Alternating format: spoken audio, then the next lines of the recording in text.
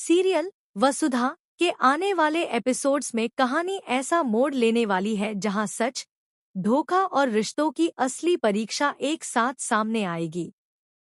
अब तक जो खेल पर्दे के पीछे खेला जा रहा था, उसकी परतें धीरे धीरे खुलने लगी हैं और इस बार सच सामने लाने वाला कोई और नहीं बल्कि देव है।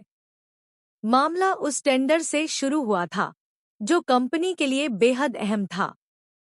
टेंडर हाथ से निकल गया और सारा दोष डाल दिया गया वसुधा पर।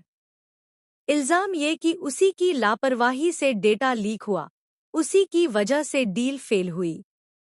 लेकिन असल सच्चाई कुछ और थी, और वह सच्चाई छिपी थी एक लैपटॉप की सीसीटीवी फुटेज में।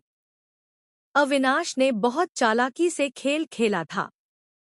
उसने खुद वसुधा से लैपटॉप मंगवाया, काम करवाया, और फिर जब गड़बड़ हुई तो सारा इल्जाम उसी पर डाल दिया।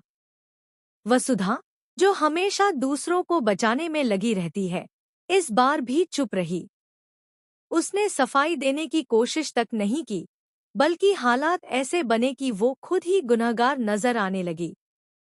लेकिन कहानी ने पलटी खाई उस पल जब देव के हाथ वो सीसीटीवी फुटेज लग गई। देव जैसे ही फुटेज देखता है, उसके पैरों तले जमीन खिसक जाती है। स्क्रीन पर साफ दिखता है, असली खेल किसने खेला, डेटा के साथ छेड़छाड़ किसने की, और कैसे चालाकी से वसुधा को फंसाया गया। देव की आंखों में हैरानी से ज्यादा गुस्सा भर जाता है। ये अविनाश क्या कर रहा है? और क्यों? देव खुद से बड़बड़ाता है। उसे यकीन ही नहीं होता कि जिस इंसान पर उसने भरोसा किया, वही इतना बड़ा धोखा दे सकता है। और सबसे ज्यादा दर्द उसे इस बात का होता है कि वसुधा ने सब सह लिया, लेकिन किसी को कटघरे में खड़ा नहीं किया। उधर अविनाश अपनी चालों में और आगे बढ़ चुका है। उसे लगता है कि अब सब कंट्रोल में है। उसने वसुधा पर इल्जाम डाल दिया, खुद बच निकला, और अब वो एक और बड़ा कदम उठाने वाला है। वह वसुधा पर दबाव डालता है कि वो डिवोर्स पेपर्स पर साइन कर दे। सिर्फ इतना ही नहीं, वो प्रॉपर्टी से जुड़े कागज भी उसके सामने रख देता है।